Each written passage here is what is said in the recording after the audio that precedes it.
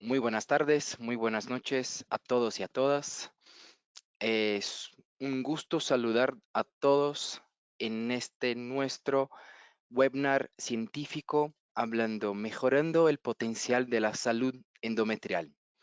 Mi nombre es Bruno Kopreski.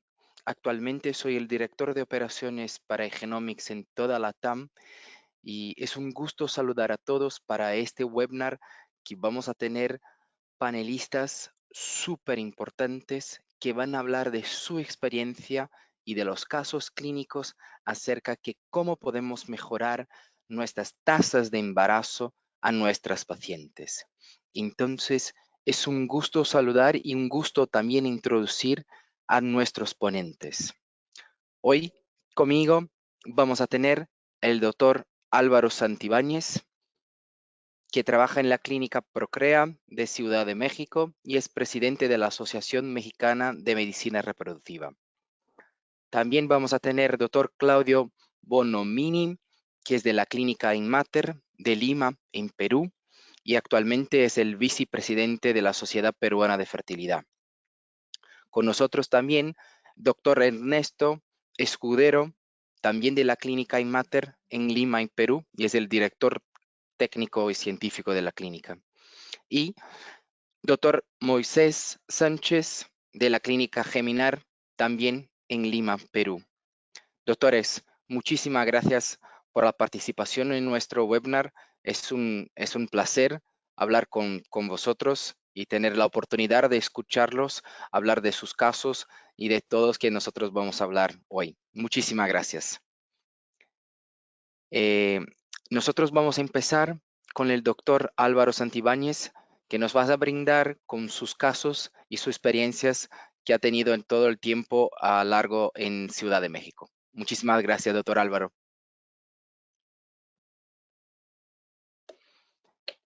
Doctor Álvaro, de momento no Muchas te gracias. escuchamos. Ya, Ahora sí. ¿ya me Perfecto, escuchan? Ya. gracias. Perfecto. Perfecto, Muchas gracias. gracias. Bueno, pues es un gustazo para mí estar con ustedes. Desde hace ya 7 años llevamos trabajando muchos casos con el sistema de ERA. Y les voy a presentar el caso número 1 que me hizo querer continuar usando este sistema y ahora verán por qué. ¿Ya se ve mi pantalla? Sí, lo vemos. Perfecto. Bueno, esta paciente ha salido hasta en entrevistas conmigo, así que no hay mucho tema en ver su nombre. Simplemente como antecedente les voy a platicar. Esta es nuestra historia clínica. Ya había hecho 2 tratamientos de fertilización in vitro en Nueva York y quería hacer un tercer tratamiento aquí. Una paciente con una baja reserva ovárica, tenía una hormona mulleriana de 0.9 y ya había tenido, para cuando llegó con nosotros, 6 embriones transferidos de a 2 en 2, sin estudio genético preimplantacional, pero esta paciente entonces ya tenía 3 transferencias de 2 embriones, es decir, 6 embriones en total. Después de eso hicimos nosotros un ciclo de fertilización in vitro en donde obtuvimos un número relativamente bueno de ovocitos y de embriones. Le transferimos en fresco porque todavía de repente en esa época hacíamos transfer en fresco, cosa que ya casi no hacemos. Si se fijan todos los tratamientos que le hicimos. Entonces, tuvo 6 embriones, de los cuales logramos transferirle en fresco esa vez 2, fallamos. Después de ese le hicimos una preparación en ciclo natural y la transferimos en día 3, o sea, en día 5 postdisparo y logramos un embarazo que llegó a término. Y pues bueno, todos felices y pues obviamente éramos los héroes de la historia. Después de eso, tuvimos otras 2 transferencias de ese mismo ciclo de un solo embrión, porque tenía 2, no quería buscar gemelos. Le hicimos preparación endometrial en las 2 ocasiones, ya no ciclo natural, y fallamos. Le hicimos otro ciclo, si van contando, ya llevábamos 4 de los previos, más 2 nuestros, más otros 2, ya son 8. Le hicimos otro ciclo con óvulos propios, igual 2 transfers de 2. Ya ahí fuimos a blastocisto, que ya era 2018, y no tuvimos ninguna beta positiva. La paciente se cambió de ciudad, de México se fue a Monterrey, que es una ciudad bastante lejos de aquí, está como en 4.5 horas en avión, y le perdí un poco la pista, pues ya tenía un hijo, ya no se sentía tan presionada. Regresó y se quiso hacer una ovodonación, le transferimos 4 embriones de ovodonación, 2 y 2, fracasamos. y pues peor aún se fue más deprimida. Llega el 2017, empieza el tema del ERA, la busco y le digo, tienes que hacer esto. Por favor, tienes que venir a hacer esta prueba. La logro convencer y tuvimos que hacer 3 3 biopsias en esa época hasta que encontramos su receptividad en hora 97. Me empieza a hacer sentido el haberle puesto un embrión de día 3 que probablemente tal vez no estuvo también hecho el ciclo natural. Le hacemos un in vitro con un óvulo, con óvulos donados, de los cuales solo logramos tener de creo que una corte de 6 óvulos, un embrión que se hizo en PGTA en fresco, porque Genomics está muy cerca de nuestro laboratorio. La paciente estaba por subirse al avión, en lo que salía el resultado, salió euploide, viajó a México ya el día que tocaba la transferencia en el horario que lo habíamos puesto, y obviamente fue positivo, y pues bueno, todos muy contentos, ¿no? Este fue el caso que me hizo a mí decir, oye, esto tiene tela de dónde cortar, o sea, es interesante ver que una paciente haya fallado en múltiples diversas maneras de preparar el endometrio, porque les digo preparación endometrial, pero obviamente entre cada una hubo histeroscopías, sonogramas, raspados, scratching endometrial, todo lo que se les ocurra. Yo tenía publicado un paper de uso de HCG intrauterina previo a la transferencia, que se usó mucho desde que Mansur lo publicó. O sea, hicimos todo lo que se les ocurra. Le pusimos todo lo que se les ocurre. Le estudiamos todo el tema de trombofilia, inmunología. No hubo piedra que no levantáramos hasta que hicimos esta transferencia. De ahí, pues bueno, el niño fue una niña nacida viva, estaban felices y pues bueno, a mí este caso me dejó mucho, como que tal vez fue también que me enlacé mucho con la paciente, tuvimos muchos años de relación, ¿no? A la fecha nos seguimos escribiendo de repente un mensaje para ver cómo están. Pero fue este caso el que me hizo decir, oye, le transferimos 16 embriones y solamente tuvimos 2 implantaciones. Una en ciclo natural en día 3, que hoy me hace sentido el por qué lo logramos y seguramente lo hicimos medio mal y se nos pasó un poco porque era en hora 96, o pues, logramos emparejar el ciclo del embrión de día 3 con el endometrio de día 3, 4, ¿no? Pero luego este transfer de día 5, en un emblasto en día 5, que aparte fue en día 6 el blasto, porque fue un transfer de PGTA en fresco, en un endometrio de 96 horas, que para mí se me hacía una locura, ¿no? Poner un embrión con 4 días de progesterona y que aparte que el embrión tuviera 6 días de vida. Pero bueno. Y el segundo caso es un caso que quiero presentarles, muy interesante, porque este caso también llegó ya de otra clínica. Esta paciente, espérenme, déjenme encuentro el apellido, es que tiene un apellido medio extraño. Aquí tenía yo mi resumen. Bueno, se los platico para no poner el nombre completo, porque no quiero, esta paciente si no es tan amiga mía. Esta paciente, Mirene, venía de una clínica que también hace PGTAs y ERAs a todos los pacientes desde hace mucho tiempo. La paciente no es grande, tiene 36, 37 años. Le habían transferido ya 4 embriones de a 2 en 2 con PGTAs normales y con ERA que había salido desplazado. Tenía una ERA de 144 horas, Emma y Alice. Ellos tenían hecho eso, completito el endometrio.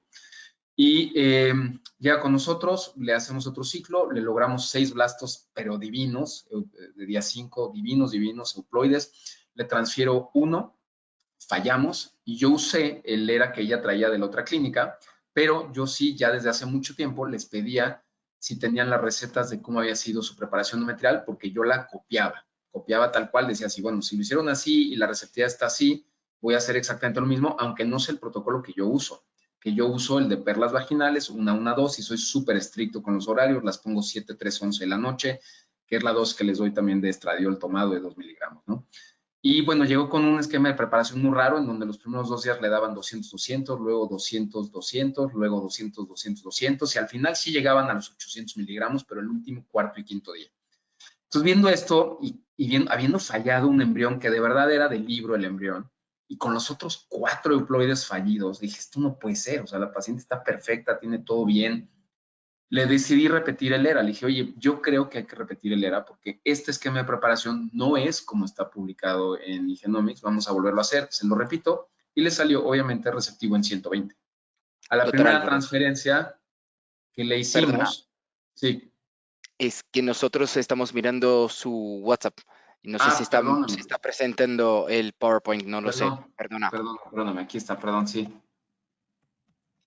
Perdón. No, para nada, Déjame te pongo solo sí, te voy a para poner quedar mejor.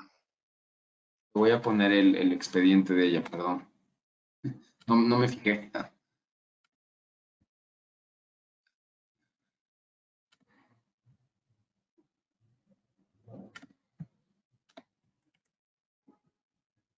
Aquí está. Entonces, de esta paciente, al primer embrión que le pusimos después de esto, fue exitosa la prueba de embarazo y pues bueno, por aquí teníamos el ERA que le hicimos, el primero que le hicieron acá, que es este, que era prereceptivo con 145 y luego el segundo ERA que le hicimos acá, ya nosotros, con la dosis adecuada y que fue receptivo a 120.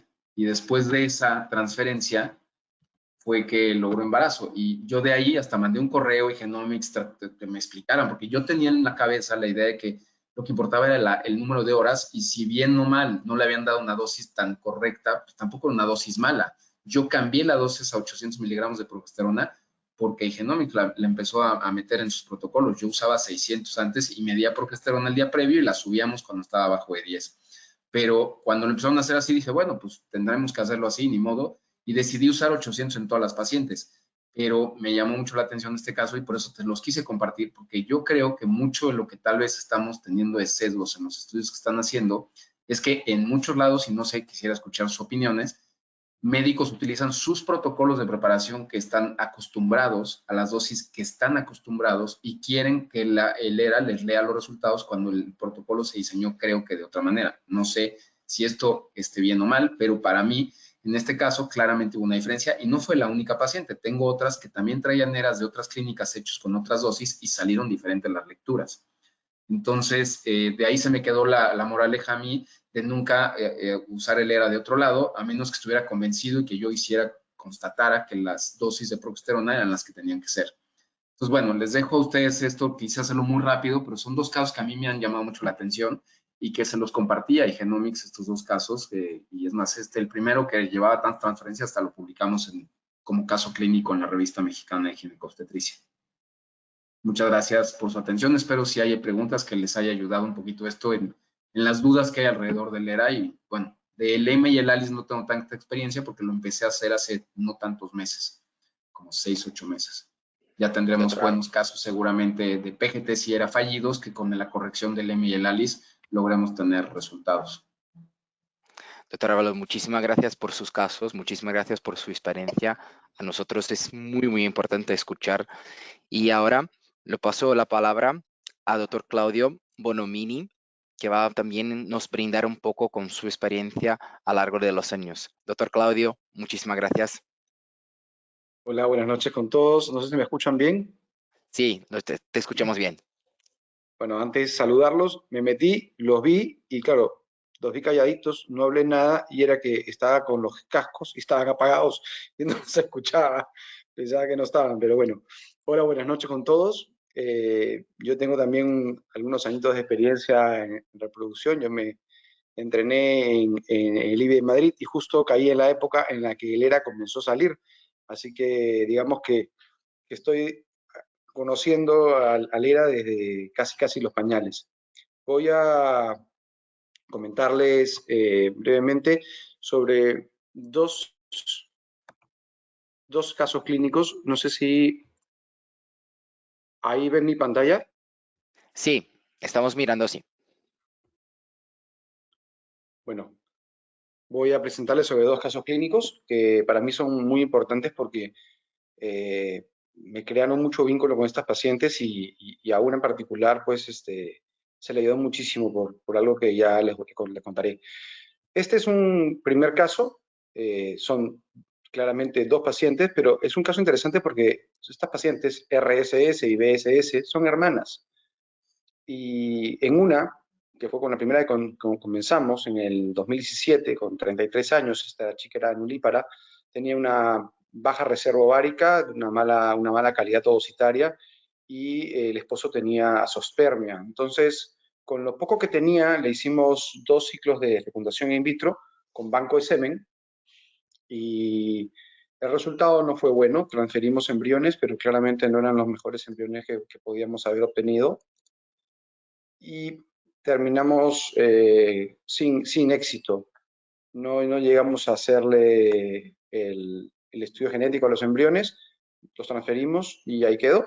Entonces, como claramente no tenía mayor reserva ovocitaria y el esposo no tenía una muestra, decidimos que lo mejor era hacerle una embrioadopción. Le transferimos el primer embrión, estos eran embriones cromosómicamente probados, eran sanos, y el primero no pegó. Entonces, bueno, me dijo, ¿qué pasó? Y le digo, bueno, expliqué un poco, bueno, las primeras 2 transferencias que tuviste, bueno, han sido embriones de mala calidad y tal, y prefiero, que acá están inclusive, entonces, la historia de esta chica, y no pegaron por eso.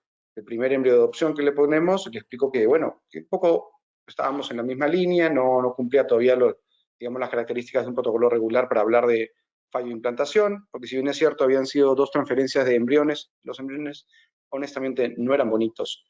Así que le terminamos poniendo un embrión nuevo y tampoco pegó, Entonces, claro, había algo acá, es un fallo de implantación y comenzamos a hacer todos los estudios y lo primero por lo que comenzábamos en ese momento, antes de hacer las pruebas sanguíneas, era el test de ERA y efectivamente había salido alterado. Le hicimos una transferencia corrigiendo los tiempos de exposición a progesterona y la paciente, como vemos acá, embarazó y perfecto. Y bueno, estamos en un proceso nuevo para una transferencia que quiere un segundo bebé. Y su hermana, un poco similar, también esta chica ya un poco mayor, con 40 años, también nulípara. Un poco después, en el 2019, hicimos un primer vitro con 2 óvulos que le sacamos, y la chica quería sacarse el clavo, ni siquiera llegamos ¿cómo se llama?, a transferir, porque los 2 embriones estaban muy mal y aparte tenían alteraciones cromosómicas, así que de plano fuimos con el primer embrión en transferencia y claro, negativo. Y acá ya no esperamos nada y dije, mira, no vaya a ser que tengas algo como lo de tu hermana, que sería raro, no es muy común, pero vayamos a ello. Le sacamos un test de ERA y lo mismo que la hermana. Tenía un endometrio P receptivo, con lo que pudimos corregir la ventana implantatoria con las horas de progesterona y el resultado pues fue positivo. Fue positivo y ahora las 2 hermanas tienen a sus bebés. Y el segundo caso que quiero contarles es un caso que de hecho lo he comentado en algún momento antes también, es un caso que me impactó mucho porque esta chica de 38 años ya había tenido un embarazo y lo había tenido hace varios años atrás y la hija como que de 11, 12 años en un accidente de tránsito fallece. Esta señora acude a consulta, ya no tenía función ovárica, había tenido una menopausia precoz, una falla ovárica precoz, y no tenía manera de ir a óvulo propio. Le hicimos un óvulo donado en un primer ciclo con la muestra del esposo y pues le transferimos el primer ciclo en fresco, el embrión fue en fresco, no fue con estudio cromosómico, no contaba con muchos medios, eran pacientes relativamente modestos y le preparamos el endometrio justo para la par con la donante, la transferimos y no quedó embarazada. Raro porque, bueno, eventualmente ella ya había quedado embarazada antes, pero bueno, como no eran embriones estudiados cromosómicamente, pues que había la posibilidad que las alteraciones cromosómicas hubieran estado afectando lo que es la implantación. Así que bueno, le preparamos un segundo endometrio, le volvemos a transferir y O negativo. Bueno, todavía no cumplía digamos, los parámetros regulares para poder hacer una, ¿cómo se llama? Creo que se me movió la pantalla, ahora sí, para hacer un estudio de endometrio o estudios de falla de implantación, así que le volvimos a poner un tercer embrión y también negativo. Bueno, entonces dijimos, hay que hacer estudios de endometrio. Comenzamos con el estudio de endometrio y el primer test de ERA nos arroja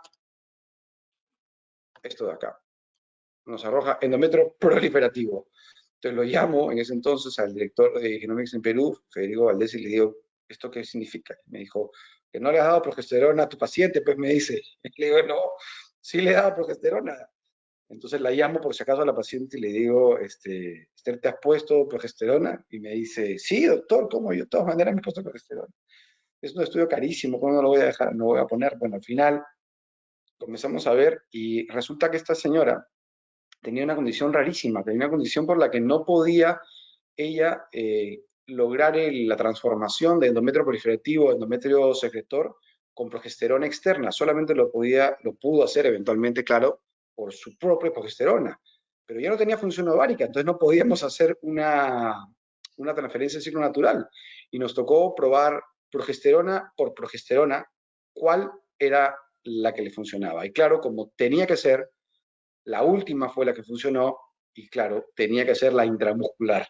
Así que la pobre chica tuvo que ponerse todos los días su inyección de progesterona oleosa y le dolía hasta los hombros.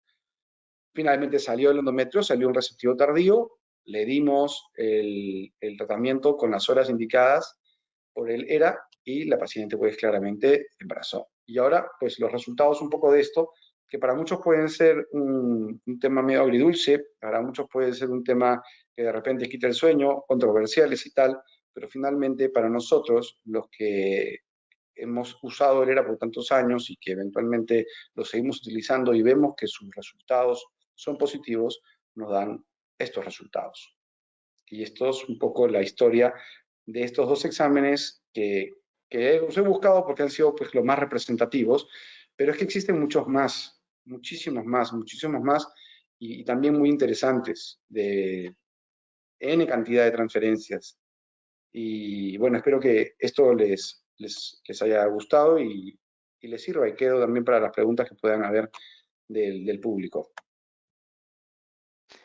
Doctor Claudio, muchísimas gracias por tus diapositivas, muchísimas gracias por los casos. A nosotros es muy importante tener esto muy bien apuntado de todos los temas que nosotros tenemos con el ERA para saber todo el momento, cómo podemos hacer la parte de la progesterona. Eso es súper importante y muchísimas gracias. Bueno, quería invitar a todos los pacientes, todas las personas que están escuchando a nosotros, que por favor, sus dudas, sus comentarios, por favor, envíamelos, que vamos a, después de todas las presentaciones, lo vamos a coordinar todas las contestaciones a todas las preguntas. Bueno, ahora es un gusto también invitar al doctor Ernesto Escudero para también hablar un poco de su experiencia acerca del ERA. Doctor Ernesto, por favor, muchísimas gracias. Muy buenas noches, encantado de participar, Bruno, encantado de la invitación. No sé si ahí se puede compartir mi pantalla, ustedes me dirán, imagino que sí. Ya sí, no lo podemos mirar. Perfecto. Sí. Yo soy médico, ginecólogo, hago fertilidad, estudié en el IBI, justamente, curiosamente, yo empecé en el año 2000 cuando Carlos Simón empezaba con todos los estudios iniciales del ERA. Lo hago hace mucho tiempo. Actualmente vamos a empezar a hacer un estudio con Igenomics, que es un estudio multicéntrico para ver si efectivamente el ERA tiene todas esas ventajas que hemos ido comentando a través de estas reuniones que aparentemente tienen. Yo he traído algunos casos, traje 4 de forma muy rápida. No son casos, digamos, que se me han ido complicando, porque normalmente yo soy un médico de referencia y me llegan muchas pacientes que ya han sido tratadas, como van a ver, en otras clínicas. Yo trato de asumir siempre que en todas las clínicas se hacen las cosas de la mejor manera y por lo tanto trato de dar por válido, correcto, los resultados que las pacientes me puedan traer. Inclusive resultados del ERA, cuando los hacen también en otros sitios, ¿no? Entonces, voy a comentar brevemente, que creo que son 4 casos. Esta es una paciente de 38 años. Correcto, es una paciente que tenía una cesárea previa y luego había tenido varios abortos. Todos estos nuevos abortos había sido cambio de pareja, por lo que generalmente le asignaban prácticamente al nuevo marido la responsabilidad de las pérdidas. Se hizo estudio genético en otro centro y tenía un solo embrión normal que se fue colocado y no embarazó. Tenía ella ya hecho un estudio de ERA, un estudio que decía que no era prereceptivo, y con ese le habían transferido, hecho un embarazo bioquímico. Entonces, vino a vernos y obviamente ya digamos que ya estaba bastante bien encaminada en lo que se tenía que hacer. Entonces hicimos un poco más de investigaciones y efectivamente hicimos una cirugía de corrección de un mismo cele y aprovechamos para hacer un endometrio. Básicamente, ya no tanto para ver la parte del ERA, que obviamente en este caso en particular, y por eso también lo traigo a colación, salió el mismo resultado, no 145, pero eran 147 horas, con lo cual cuando uno lo repite, que yo no lo suelo hacer, pero lo hice por hacer el estudio completo, da la casualidad que repite, o sea, aparentemente es algo que no es un hallazgo de suerte, es la paciente cómo funciona. En el caso de esta paciente, yo no le hice el estudio antes de la primera transferencia. Yo le hice una primera transferencia que salió negativa y luego ya hice todos los estudios porque asumía en esta transferencia también el tiempo del ERA. Finalmente en el endometrio salió que tenía una infección, ¿correcto? Intrauterina que fue tratada y en la siguiente transferencia la paciente salió embarazada y ahorita está con 17 semanas de embarazo y caminando súper bien. Ella es médico, con lo cual siempre hace que todo sea un poco más complicado. Correcto, el segundo caso, otra paciente que también venía estimulada, tenía ya transferencias fallidas en otras clínicas. Aquí en el Perú todavía siguen haciendo una terapia de vacunas que se llama linfoterapia, con la cual yo estoy completamente en desacuerdo. Me parece que es una medicina de hace 40 años, pero en fin, a veces uno no sabe qué hacer y las pacientes siempre hacen lo que el médico les dice. Y hay médicos que todavía se están utilizando tratamientos que deberían ya quedar completamente en desuso. Ella vino con nosotros, se hizo un tratamiento, se le hizo una estereoscopía, ¿correcto? A ella no se le había hecho ningún ERA previo después de los transferes fallidos. Igual yo en estos casos, como tenía una cantidad de embriones que era adecuada, le puse igual, ¿correcto? Pero como ella ya venía con ciclos previos, le hicimos directamente el tratamiento, además tenía solo un embrión.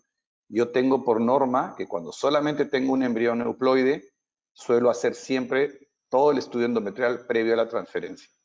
Quizá puedo pecar de exceso, pero me parece que es adecuado porque lo primero que yo pienso es si esta paciente el tratamiento le falla y me pregunta ¿qué cree usted que falló? Y yo le cuento todo el cuento del endometrio, me va a decir ¿y por qué no me dijo eso antes? Entonces, creo que los médicos debemos informar a la paciente y no dejar que la paciente decida, sino tratar de influenciar su decisión hacia lo que nosotros creemos que es lo más adecuado. Y personalmente creo mucho en que una paciente que solo tiene un embrión debe realizar todos los estudios posibles que sirvan para algo y en este caso el ERA para mí y el endometrio es muy importante. Esta paciente salió con un endometrio prereceptivo, se le transfirió y logramos el embarazo. Ven, casi todas las pacientes de 38 años para arriba, dicho sea de paso, pero bueno. Entonces también es otra paciente que tenía toda una historia muy larga. Es una paciente que venía referida de otro médico con miomatosis, ¿correcto? Hicimos un estudio porque tenía más una endometriosis severa. Curiosamente, no he encontrado que la endometriosis altere para nada las respuestas ni del ERA, ni del EMA, ni del ALIS. Me parece que esta enfermedad que es tan inflamatoria y que estoy convencido que tiene una injerencia sobre la implantación, no termina de afectar aparentemente estos parámetros, ¿no? En ella hicimos histeroscopía. Otra cosa importante, yo nunca hago las pruebas del endometrio a ciegas. Desde hace unos 4 años vengo haciendo histeroscopía y tomo la muestra con histeroscopía. Hace poco publicamos en el Mundial de Histeroscopía justamente que los resultados no se ven afectados para nada cuando uno utiliza solución de cloruro en la toma de las muestras del ERA. Yo lo había antes conversado con Carlos y me había dado el ok, pero de todas maneras está publicado ya que no hace ningún daño el tomar estas muestras y personalmente siento que al tomarlas bajo visión directa podemos encontrar más casos de infección. Muchas veces los que hacen histeroscopía van a notar que la endometritis tiene algunos factores y quizá tomar de ahí la muestra pueda ser más útil. Esta paciente también se había hecho todo un ciclo previo, luego se hizo una primera transferencia de acuerdo al ERA, se embarazó pero tuvo una pérdida gestacional, lo abortó, entonces fue derivada para miomectomía, le hicieron una segunda miomectomía porque ya la habían operado antes y le volvimos a transferir y finalmente consiguió un embarazo que también ya es un bebé que ha nacido. Igual esta paciente también salió del endometrio prereceptivo. Y otra paciente ya de 42 años, también tratada en otros centros, ella iba a ciclos de donación, le habían hecho mucha cosa. Y otra cosa que a veces he notado, no sé si a todos les pasa igual, es que hay médicos que hacen la prueba del ERA en un centro y luego la paciente cambia de médico en el mismo centro y el otro médico no le hace caso a la prueba y transfiere como se le ocurre, cosa que no termino de entender. Si uno le hace una prueba, imagino que es para hacerle caso a los resultados. En este caso, a mí fue llamativo porque personalmente vi toda esta indicación o todos estos signos de endometritis. Sin embargo, el estudio de EMA me salió negativo. Igual yo generalmente utilizo este estudio más como confirmatorio porque cuando veo las imágenes y me impresiona como algún tipo de alteración, suelo darles tratamiento en lo que me llegue el resultado. Y en este caso en particular me llamó la atención porque no encontré una concordancia entre lo que veía y el resultado que me dio. Independientemente de ello, la paciente se sometió a una segunda transferencia y salió embarazada. Entonces, mi experiencia, digamos, en estos años con ERA es que es una prueba que no tengo tan claro si debería ser utilizada de forma rutinaria.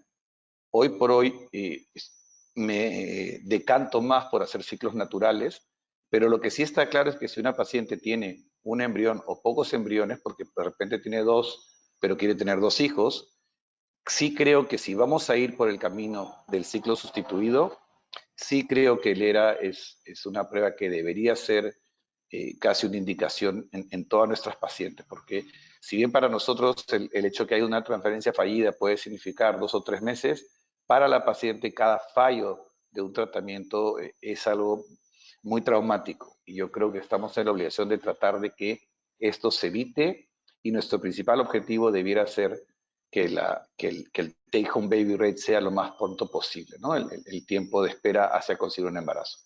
En IMATER hacemos mucho estudio genético, casi el 90% de nuestros pacientes, y por eso tenemos embriones y tenemos claro los embriones que vamos a transferir. Por lo tanto, el ERA es la prueba complementaria para que nuestra tasa de embarazo sea alta, que lo es, con lo cual yo estoy muy convencido de que esta prueba debe estar siempre dentro del armamento de opciones que tenemos los médicos.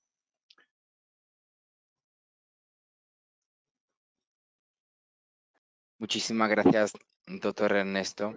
Muy importante la parte importante de saber cuándo vamos a ofrecer el ERA, cuándo nosotros podemos pensar en ERA, cuándo no vamos, y lo sabemos que eso es una parte muy, muy importante siempre de hablar de los fallos de implantación.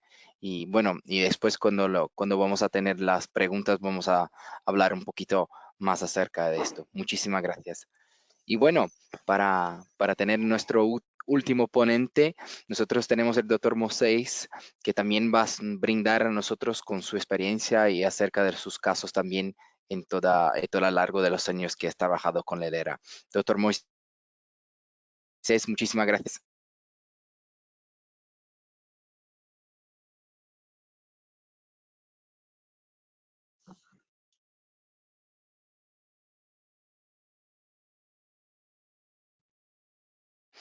Doctor Moisés, no te escucho. No lo sé si Hola, ¿me escuchan ahora sí? Ahora sí, perfecto. Ahora sí, ¿Qué ¿cómo tal? va? Buenas Saludos, noches. saludos a todos. Mucho gusto. Mi nombre es Moisés Sánchez. Saludos a toda la audiencia de Genomics Latam. Y bueno, voy a contarles un poco mi experiencia con el tema del estudio tanto del ERA como de la microbiota. Quisiera compartir mi pantalla, no sé si es que me lo permiten.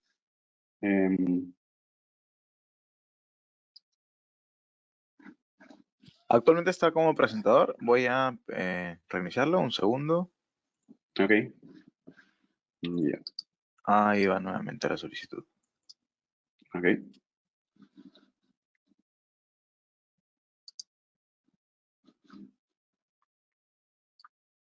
¿Ya está? No, aún, ahora sí, ya cargó la pantalla. Perfecto, muchas gracias. ¿Ya está? Ok. A ver. Un ratito.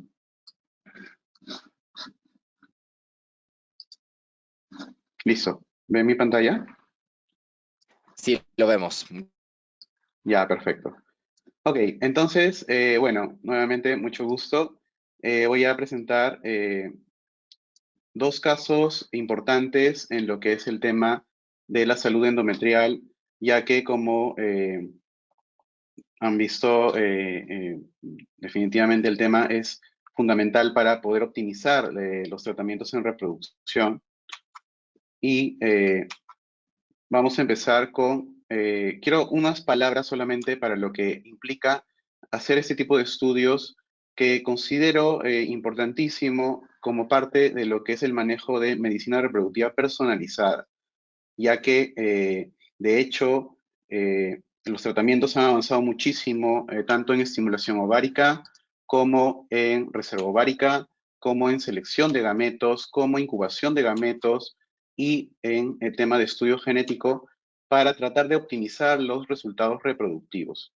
La tecnología se ha concentrado en esto, pero sin embargo, aún hay una dificultad en lograr el éxito reproductivo total en tratamientos de alta complejidad.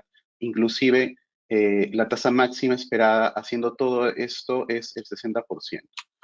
Entonces, uno de los factores importantes que limitan a lograr este resultado es definitivamente el endometrio, y podemos ver que la tecnología o los avances no se han enfocado tanto en este punto, y de hecho va a haber grupos de pacientes con este tipo de diagnósticos que son difíciles, pacientes de infertilidad inexplicada, de fallo de implantación recurrente y de pacientes con pérdida gestacional recurrente que hacen tratamientos reproductivos, pero no se logra el embarazo.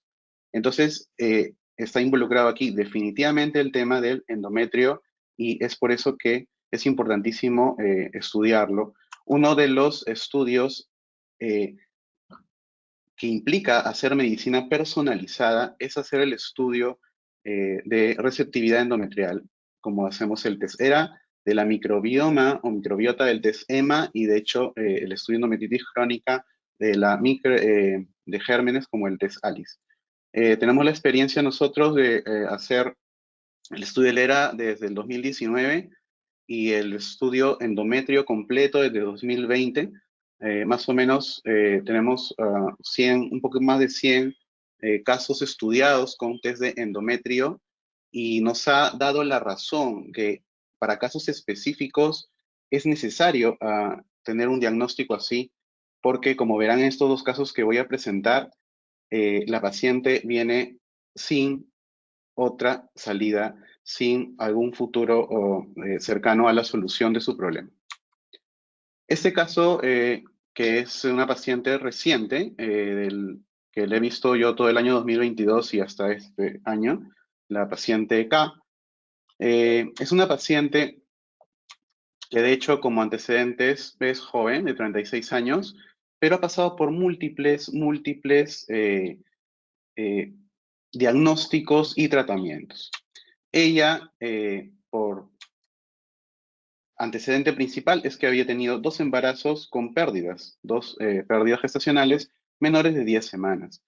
Entonces, estuvo por Europa y fue a un centro de fertilidad en España, donde la evaluaron y obtuvieron algunos diagnósticos. Uno, digamos, trombofilia, si le dijeron que era una mutación en el gen MTHFR. Y lo más radical es que encontraron un cariotipo alterado, una translocación en el cromosoma 14-15, una translocación robertsoniana. Por lo tanto, el plan en este centro en España fue pues definitivamente hacer una fertilización in vitro con estudio genético de embriones, ya que había tenido 2 pérdidas y se asume obviamente por el tema del cariotipo con la aneuploidía respectiva, hacer un PGTA o un PGT-SR. La paciente no vive en España, si es que es peruana, vino para acá y vino a un centro de fertilidad aquí en Lima. Entonces, con este diagnóstico que traía, en el centro, obviamente, le plantearon la fertilización in vitro y para colectar la mayor cantidad de embriones posibles, ya que tras un cariotipo alterado, mientras más embriones haya, hay más posibilidad de tener euploides. Y así fue. Le hicieron 6 aspiraciones y obtuvieron 8 embriones euploides. Entonces, bueno, no fue tanto el tema del cariotipo que alteró, pero definitivamente iba a tener un buen pronóstico con los embriones ya obtenidos euploides. Sin embargo, tuvo 5 transferencias fallidas. Le colocaron 5 embriones euploides y no embarazó, habiendo ella ya tenido embarazos. Entonces, ella cae en la ilógica razón de decir, si yo me embarazo sola y los pierdo, haciéndome una FICO, embrión euploide, no embarazo. ¿Qué es esto? 2 de los ciclos de estimulación fueron en ciclos naturales. En el interín de estas 5 transferencias, hizo todo tipo de estudios, histeroscópicos, histerosonográficos, le hicieron un test ERA que salió receptivo a las 120 horas. Tampoco implantó con el ERA, y el problema que tenía de fondo también era que tenía un endometrio delgado, ¿no? Entonces era difícil llegar a un grosor, digamos, aceptable para transferir, pero aún así se procedió a esas transferencias y nunca logró el embarazo. Usaron también enoxaparina, bueno, el antecedente de trombofilia en todas las transferencias. Entonces, bueno, obviamente, como les repito, doctor, si mi endometrio es delgado, ¿por qué me embaracé naturalmente y ahora no? Ok, entonces, ¿qué hicimos? Primero, agrupamos sus diagnósticos, ¿no? En la pérdida gestacional recurrente, porque ya había tenido pérdidas, pero con el cariotipo alterado, asumiendo la aneuploidia.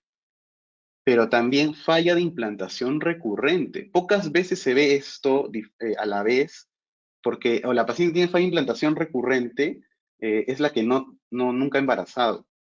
Y justamente por eso hay que revisar el tema de las guías, hacer la última guía en el ESRE de falla de implantación recurrente, donde no se puede diagnosticar una falla de implantación, o sea, el concepto en embarazos naturales. O sea, falla de implantación recurrente es para transferencia embrionaria, ¿no? Bueno, ha tenido 5 fallas, endometrio delgado y trombofilia. Por lo tanto, ¿qué planteamos? ¿No? Planteamos le quedan 3 embriones de los 8, le transfirieron 5, quedan 3 embriones euploides. Repetir el test ERA con medición de progesterona. Aquí un dato inicial, que no se midió la progesterona antes de transferir. Yo estoy muy convencido de la importancia de esto y muy de acuerdo con el doctor Santibáñez también, en que la dosis de progesterona y la medición confirmatoria de progesterona puede cambiar el ERA. Entonces, ante esta duda, aparte de que no se había hecho un test EMA y ALIS, planteamos hacer un test endométrico. Repetir el ERA con medición de progesterona junto con el test EMA y ALIS. Transferencia en ciclo sustituido. En esta paciente le habían hecho un ERA 120 horas receptivo, pero de ahí tuvo transferencias en ciclos naturales. Entonces, habiendo hecho un ERA en ciclo sustituido, hay que repetir para hacer la transferencia ya en ciclos sustituidos también. Entonces, transferir en un ciclo sustituido. Planteamos también la inyección de PRP intrauterino, sobre todo por su diagnóstico de endometrio delgado, porque según ahorita nosotros tenemos la evidencia general que el PRP se usa muchísimo con muy buena tasa de efectividad en pacientes con endometrio delgado. Y mantener el uso de la enoxaparina, y también por su mutación MTHFR, usar el folato en vez del ácido fólico, ¿no? Entonces, ese fue nuestro plan de trabajo y nuestros resultados. 1, el test era receptivo realmente, así es que ese no era el problema. Salió 120 horas. Pero salió el test EMA alterado y tenía una disbiosis. Por lo tanto, ese podría ser uno de los factores, definitivamente. Nuestro plan, obviamente, corregirlo. Entonces, aquí el tratamiento. La paciente tuvo con nosotros una 6ª transferencia. Y dimos el tratamiento con probióticos, hicimos la inyección de PRP intrauterina 48 horas previa, estimulamos en ciclo sustituido, su endometrio no pasó de 6.5 milímetros, hicimos el test, la implantación con las 120 horas del ERA, usamos enoxaparina y medimos progesterona también antes de la transferencia. Sin embargo, tampoco embarazó. O sea, 6ª transferencia sin lograr el embarazo, beta negativo. La paciente ya devastada, doctor, ahora sí, hemos hecho todo habido y por haber, no existen más cosas. Entonces, bueno, quedaban 2 embriones y empezamos a usar la dihidrogesterona bioral también. Desde noviembre estamos usando, nos va muy bien, en uso mixto junto con la vaginal. Justo acerca porque también lo recomendó la Asociación Americana de Reproducción en uno de sus guías para reproducción, para transferencia embrionaria, y ya lo sabíamos con los estudios Lotus 1 y Lotus 2 de que equiparaba a una intramuscular. Bueno, intentamos una segunda transferencia con todo lo anterior mencionado, su endometrio igual en 6.5 y usamos la dihidrogesterona. Y acá sí logramos el beta positivo. En la séptima transferencia, en la segunda nuestra, y la paciente tiene 36 semanas. Su cesárea está programada en 2 semanas. No ha sido un embarazo sencillo, ha necesitado cerclaje vaginal, cerclaje cervical, perdón, por también bueno, nunca había llegado a esa etapa la paciente, pero tuvo un tema también con el cervix, pero llegar a las 36 y ahora a las 38 semanas, después de haber tenido 7 transferencias fallidas, en verdad la paciente lo cree hasta ahora, no lo cree hasta tener su bebé en sus manos, pero es increíble, en verdad. Este es uno de los casos. El segundo caso es muy parecido a un caso del doctor Santibáñez, donde también la paciente llega porque también había tenido tratamientos de fertilización. La mayoría de nuestras pacientes que vemos también ya han tenido tratamientos antes. Es raro que venga una paciente de cero.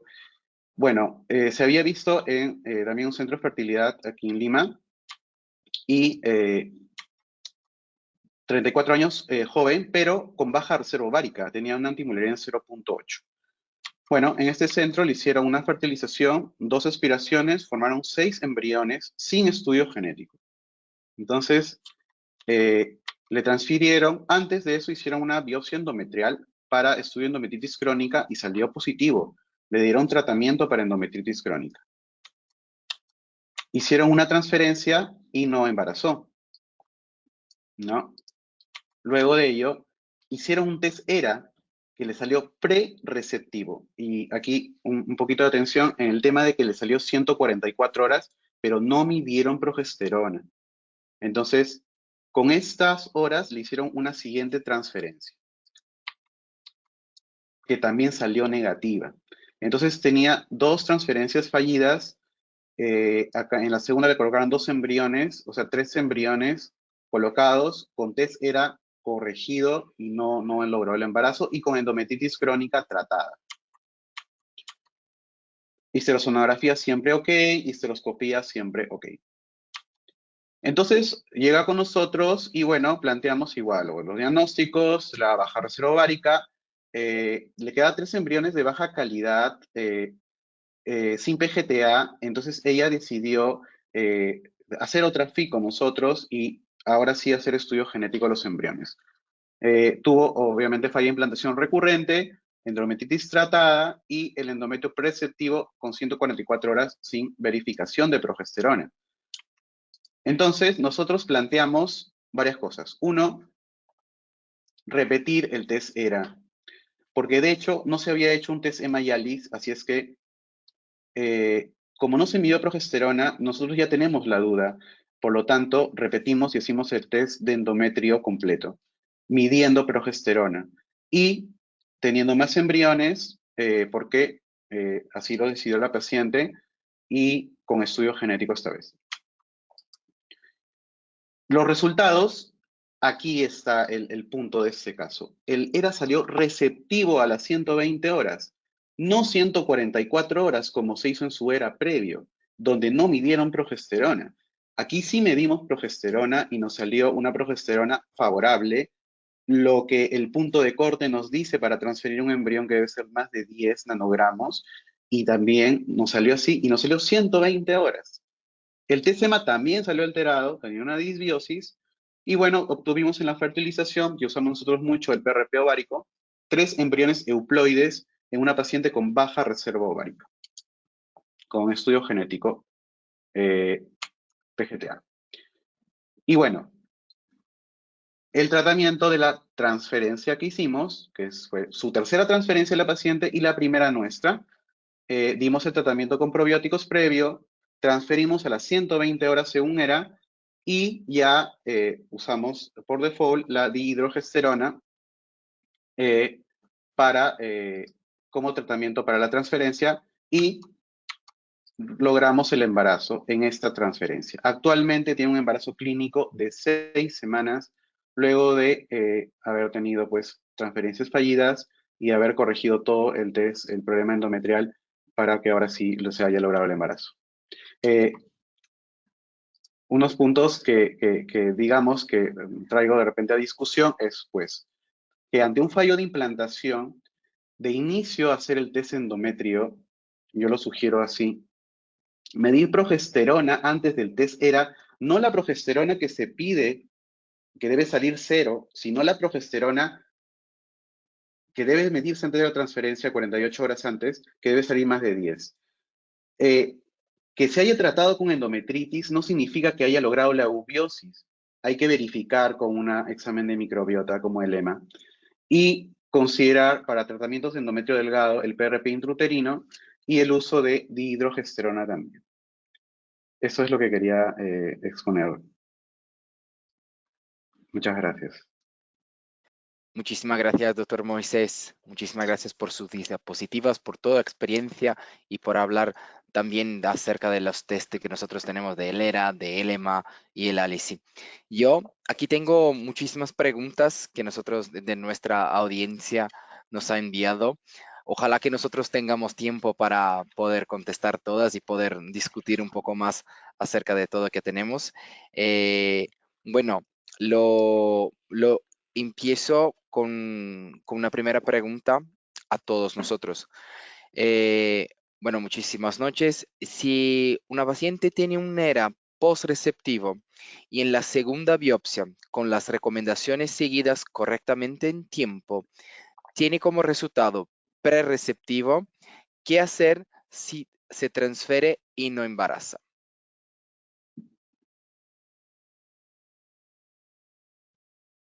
En la tónica, Bruno, ¿cómo va a ser la respuesta? ¿Contesta uno, una pregunta y otra pregunta? Yo creo que sería más fácil. Yo contesto esta, la siguiente Claudia, la siguiente Moisés y así, ¿no? Dale, perfecto. Y Podemos si alguien, hacernos. y si alguien quiere completar algo con alguna otra información, está perfecto así. Muchísimas gracias, doctor Ernesto. Bueno, nada, buenísimo. Mira, yo personalmente creo que, a ver, los post-receptivos son quizás los más complicados a veces porque cuesta un poco poner embriones antes de lo que uno cree que debería hacerlo. Yo, personalmente, es muy difícil que repita un ERA. Generalmente cuando a mí me salen los ERAs en 170 horas y te dicen que debes repetir la prueba en P+7, yo ya no la repito porque todas las veces que la he repetido, y han sido muchísimas, siempre me ha salido 12 horas antes, o sea, algo así como más o menos en 160 horas. Entonces ya de rutina yo lo hago así y hasta ahora no he tenido ningún problema. El ERA es una prueba que yo considero importante, pero que es una prueba que también es costosa, es incómoda para la paciente y a veces no tengo tan claro si esas horas de más a partir de 146 en adelante ameriten repetir algún análisis. No sé si Moisés o Claudio lo repiten, yo generalmente solo lo hago una vez.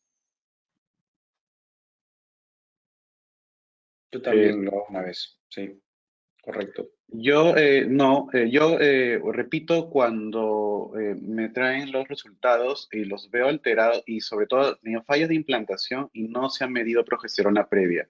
Ahí lo repito, sí. ¿Y por qué crees, Moisés, que la progesterona hay que medirla en sangre? ¿Eso crees que tiene una injerencia entre que sea receptivo y no receptivo? ¿O crees que...? Porque todos los estudios dicen que baja la tasa de embarazo, no dicen que sea nula. Entonces, ¿por qué le das tanta importancia a esa medida? Solo por curiosidad. Sí, lo que pasa es que, bueno, definitivamente no es lo mismo para transferir el embrión que para hacer el test ERA, pero de hecho, los estudios donde se recomienda medir antes de transferir es justamente por la vía de administración de la progesterona que es vaginal. En verdad, las pacientes se lo aplican mal o no se absorbe bien y uno se da cuenta cuando coloca los óvulos después de haber transferido al embrión, porque a veces las vaginas son muy largas, muy curvadas y ni siquiera con los dedos largos llegamos al cervix y le ves la mano a la paciente, una mano chiquitita, y dices, ¿dónde dejas tú los óvulos? En la mitad de la vagina. Entonces, yo estoy convencido siempre de medir progesterona. Entonces, el ERA se basa en la receptividad del endometrio después de haber recibido 5 días, 120 horas de progesterona a una dosis suficiente como para que implante un embrión. Entonces, si la paciente se lo pone mal, o sea, si la paciente no se pone progesterona, va a salir, como salió el doctor Bonomini, proliferativo, ¿no? Es un endometrio que no ha tenido progesterona. Si se lo pone mal, también va a salir alterado, va a salir prereceptivo, porque si ha recibido una dosis mínima, no va a completar la desidualización que requiere la ventana de implantación.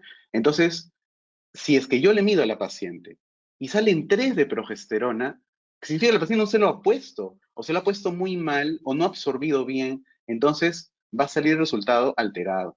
Y sí pasa. Entonces, mido a la paciente, tiene que estar en 10. Si no está de 10 para arriba, no hago la prueba. O hago rescate, sin embargo, es muy complicado por el rescate, porque tengo que usar intramuscular, y cuando transfiera el embrión voy a tener que usar también la misma dosis. Entonces, es por esa razón que siempre mido progesterona, sobre todo para pacientes que se han hecho, sobre todo pacientes que tienen fallas de implantación, ¿no? Sí. Moisés, una pregunta, ¿y tú solamente utilizas óvulos vía vaginal? ¿Has utilizado también de repente el gel como el Crinone o intramusculares o vía oral? Porque claro, todo lo que tú mencionas, totalmente válido, pero de repente estas Sí. pacientes que tienen manos chiquitas, como dices, valdría la pena ofrecerles otro tipo de progesterona. Yo particularmente a mis pacientes les doy un combinado muchas veces de óvulos vía oral y vaginal. Les digo, por la mañana ponte el vaginal, por la noche tómatelo que da a dar sueño y es más fácil, aseguras también una buena absorción. Y bueno, de otra parte, según también los últimos papers, he estado utilizando y como unos resultados la medicina intramuscular intercalada. Y la verdad que las tasas de embarazo que tenemos nosotros son buenísimas, están excelentes. ¿Tú qué opinas de esto? Sí, definitivamente. Bueno, el uso de la progesterona oral, en verdad, la micronizada, la que se coloca vía vaginal, oral es solamente el 20%. Entonces, tendría la paciente colocarse 10 óvulos o tomar 10 diarios para llegar a lo que se espera vaginal. Hemos usado también los gel, los dispositivos intrauterinos con gel de progesterona, eh, pero no, hasta ahora no hay un estudio en saber esa concentración que equivalga, digamos, a los que son en óvulos vaginales. Y hemos usado también bastante la intramuscular. La intramuscular es la que mayor digamos, más usamos cuando hacemos rescate o cuando no confiamos en la vía vaginal de esa paciente, ¿no? Todavía porque sale baja la progesterona, usamos bastante la vía vaginal. Y sobre todo, lo que estamos usando ahora es la vía oral, pero con dihidrogesterona, con dihidrogesterona. Esa progesterona no se puede medir en sangre, pero ya la estás absorbiendo vía oral, y la absorción oral, ahí sí, en píldoras concentradas de la dihidrogesterona, equipara al efecto de una ampolla intramuscular, y lo uso combinado, tanto en óvulos como vía oral. Gracias, gracias, Moisés. De todas maneras, es importantísimo esto de las discusiones porque, claro, cada uno va poniendo su experiencia y es muy enriquecedor, ¿no? Yo particularmente, gracias a Dios, tengo una buena tasa y utilizo, fíjate, la micronizada vía oral desde hace muchísimos años, desde que me formé en España hace más de 12 años, y felizmente, gracias a Dios, va muy bien. Pero esto, como dices tú, es enriquecedor para poder todos ver un poco el matiz de tratamiento de cada médico, ¿no? No, perfecto, muchísimas gracias. Solo un punto que nosotros de Genomics siempre hablamos que es importante siempre, esto que es la medir progesterona endógena antes de empezar la exógena, es necesario que esté abajo de 1 nanogramo, y eso porque como nosotros estamos midiendo la expresión génica que nosotros tenemos, y lo sabemos que la expresión génica que estamos mirando con los genes que nosotros hemos desarrollado para la heredera es valorada por la progesterona, lo sabemos que sí, desafortunadamente la paciente tiene más que 1 nanogramo, el test no está validado. Entonces, por eso que nosotros siempre hemos pedido, siempre hablamos a nuestros pacientes, a nuestros médicos, que si nosotros vamos a medir la progesterona endógena antes de empezar la progesterona, esta progesterona tiene que estar abajo de 1 nanogramo. Eso es una recomendación de Genomics, no que no vamos a tener confiabilidad en la ELERA, pero sí que es un punto que nuestra validación lo sabemos que es importante tener esto. La próxima pregunta es una pregunta para el doctor Claudio. Buenas noches, Claudio. Por favor, ¿el dosaje de progesterona en la paciente con el resultado de endometrio proliferativo fue normal?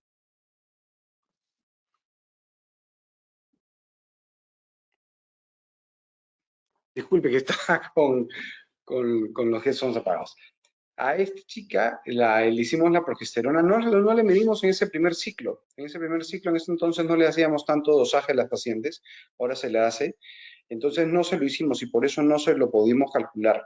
Pero ya, claro, cuando vimos el resultado proliferativo y comenzamos a pedirle o a darle las diferentes vías de administración de progesterona, le hacíamos un correlato vía sangre y bueno, ya iba subiendo y también eso nos ayudaba a medir cuándo hacerle el ERA y bueno, finalmente salió positivo, ¿no? Curioso y complicado para ella que justo la última y fuera la intramuscular la que le sirvió. El resto nada. Perfecto. Bueno, aprovecho también para hablar que el doctor Álvaro Santibáñez ha tenido que salir y nos pidió disculpas a todos porque tiene una paciente que va a dar a luz ahora en este momento, entonces por eso que salió un poco más temprano de nuestro webinar. Bueno, entonces lo pregunto a doctor Mosés y a la pregunta que nosotros tenemos aquí es, ¿la progesterona vía vaginal utilizan 800 miligramos al día?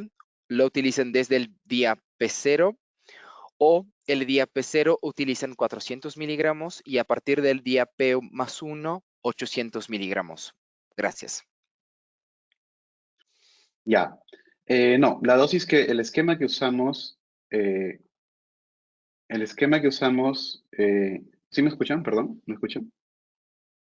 Sí, ya. El esquema que usamos vaginal es dosis altas. Nosotros estamos convencidos justamente por esa razón de que la administración vaginal no es la óptima en realidad y la dosis que usamos nosotros es de 1200.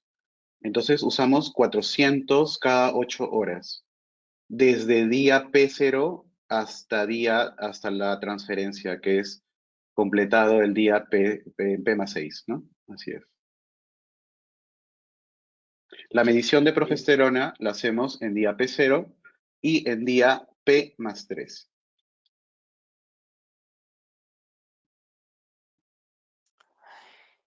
Bueno, entonces por orden lo vuelvo la pregunta a doctor Ernesto. Aquí lo tenemos. La utilización del ERA, EMA y ALICI debería hacerse solo cuando hay diagnóstico de fallo de implantación. Esa es la indicación principal, ¿correcto? Pero yo creo que hay pacientes en las que su historia obstétrica, no necesariamente de fallo de implantación, puede llevarnos a creer que puede haber algún tipo de disbiosis. Y como dije en el momento de mi exposición, yo personalmente soy muy consecuente con lo que la paciente busca. Si ella busca tener 2 hijos y tiene 2 embriones, yo creo que deberíamos hacer todas las pruebas que existan previas si verdaderamente creemos que funcionan. Hacer pruebas por hacer me parece que no es lógico. Yo hago lo que yo creo que sirve y le hago caso a las respuestas que me dan. En ese caso, sí, yo pienso que el EMA y el ALICE tienen una indicación importante de acuerdo a tu futuro reproductivo, al número de embriones que tengas y a cuáles son tus expectativas futuras. No en todas las pacientes, si tienes, no sé, 7 embriones, de repente puedes ponerte el primero, pero si tienes pocos, quizás sería bastante más cauteloso, ¿no? Perfecto. Y respecto, Excelente. perdón, de la Bueno, progesterona, yo nunca he medido progesterona antes de hacer el ERA, lo vengo haciendo hace 20 años. He conversado mucho con Elena Labarta, que sabemos que habla mucho de progesterona, y como ellos hacen técnicas de rescate en las pacientes que tienen progesterona baja, en teoría ese endometrio va a recuperarse en el caso fuera un tema de cantidad de progesterona y no de días de progesterona, ¿no? Por ese lado, hasta ahora no lo he hecho, voy a empezarlo a hacer a ver qué aparece, pero creo que sí, el ERA me parece que es fundamental. Perfecto, muchísimas gracias. Bueno, vuelvo al doctor Claudio, y aquí lo tengo. Si el ERA lo hicieran con el ciclo sustituido, pero después se prefiere la realización del ciclo natural, ¿habría que repetirlo sí o sí? ¿O con las horas de aplicación de la progesterona vaginal en un ciclo natural? Sí, hay que repetirlo, es la indicación. Son las condiciones regulares que tienes que repetir para una transferencia. Tú tienes que hacer un copy-paste del ciclo de ERA para poder tener éxito con el resultado. Si no, da lo mismo que no hicieras. Es como que me dijera, bueno, yo hice el ERA en ciclo natural, me salió 163 horas, pero lo quiero hacer a las 180.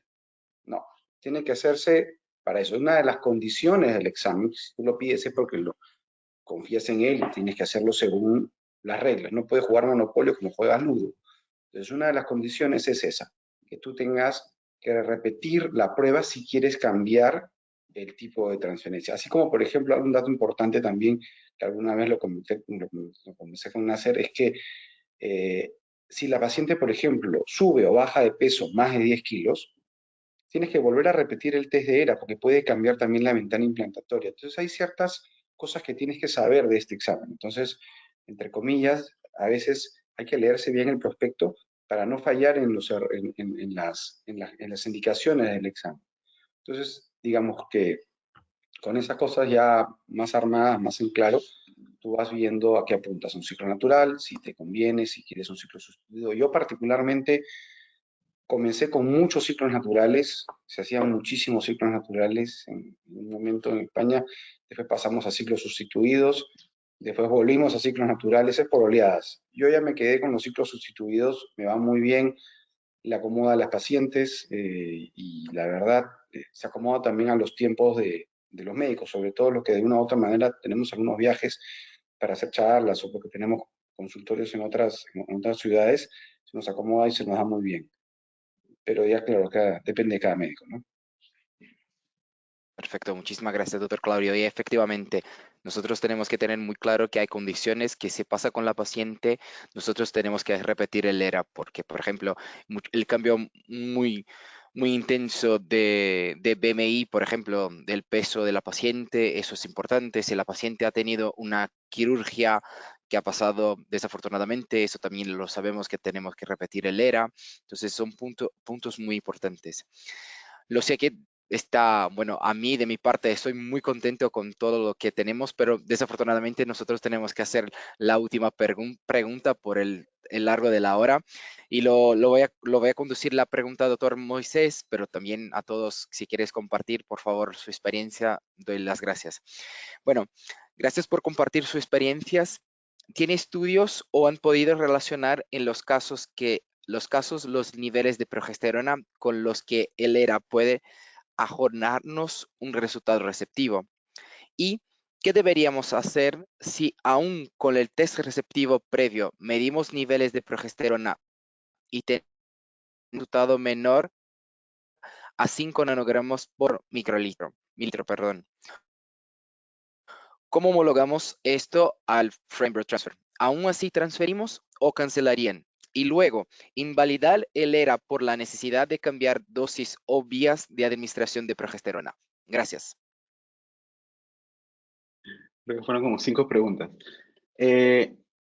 Bueno, en realidad no hay un estudio que correlacione la medición de progesterona con un resultado del ERA. No hay ni estudios randomizados, ni serie de casos, sería bueno hacerlo. Obviamente sí hay, definitivamente, como lo ha mencionado el doctor Escudero, con la doctora Labarta, que es pues la top de estudio de progesterona para transferencias embrionarias. Y me quedó muy claro, yo también en el IBI, yo hice el máster en el año 2021, donde ratifiqué, porque allá miden progesterona el día de la transferencia, ni siquiera un día antes, como yo podría planificar hacerlo. Acá los laboratorios en Lima lo entregan pues que a los 3 días. Hay algunos que en la tarde, en la noche, pero para el día de la transferencia, muy difícil, ¿no? Entonces, me sorprendió que lo midan así y eso lo apliqué yo también días antes. Pero no hay estudios para test ERA con medición de progesterona. Respecto a qué hacer si es que en la medición sale baja la progesterona y estás por hacer un ERA, yo sugiero cancelar. ¿Por qué razón? Porque si estás con la progesterona baja y haces un rescate, por ejemplo,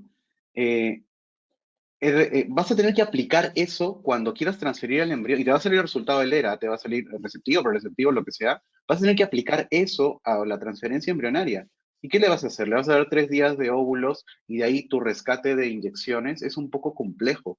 Yo sugiero suspender si sale debajo de 8 y hacer otro ciclo para el test ERA donde vaginalmente o definitivamente ya decidir por usar la intramuscular y hacer el ERA con intramuscular, ¿no? Entonces, y transferir el embrión con intramuscular, ¿no? Y bueno, para allá, cuando estás en la transferencia de embriones, sí hacemos rescate. Entonces, con ERA previo, pero cuando ya quieres transferir el embrión, te sale la progesterona baja, 5 es muy bajo. ¿Qué significa? Que he estado prácticamente 3, 4 días con 5 de progesterona en sangre, en vagina, es muy poco. Entonces, el rescate lo sugerimos hacer a partir de 8 para arriba. 8, 9, 10. Bueno, 10 es normal. 8, 7, 8 y 9 hacemos rescate con inyección intramuscular. Por eso medimos en día 3 para que nos dé tiempo que el rescate algo realmente. Tenga 2 o 3 días de buena dosis de progesterona para que mantenga la apertura de la ventana de implantación, como lo dijo el ERA, receptivo, ¿no? Bueno, perfecto. Desafortunadamente, como ha dicho, ya tenemos un tiempo a más de nuestra programación, pero también si hay dudas, nosotros estamos súper a disposición y bien, no sé si ahora es mejor. Bueno, y una vez más, muchísimas gracias, doctor Ernesto, doctor Claudio, doctor Moisés, por la excelente explicación, todos los casos que nosotros hemos tenido. Y bueno, dar muchísimas gracias a nuestra audiencia que ha participado con nosotros y seguimos a disposición. Muchísimas gracias y buenas noches a todos. Gracias, estén bien. Muchas gracias, Bruno. Muchas gracias. Buenas noches. Hasta luego. Gracias.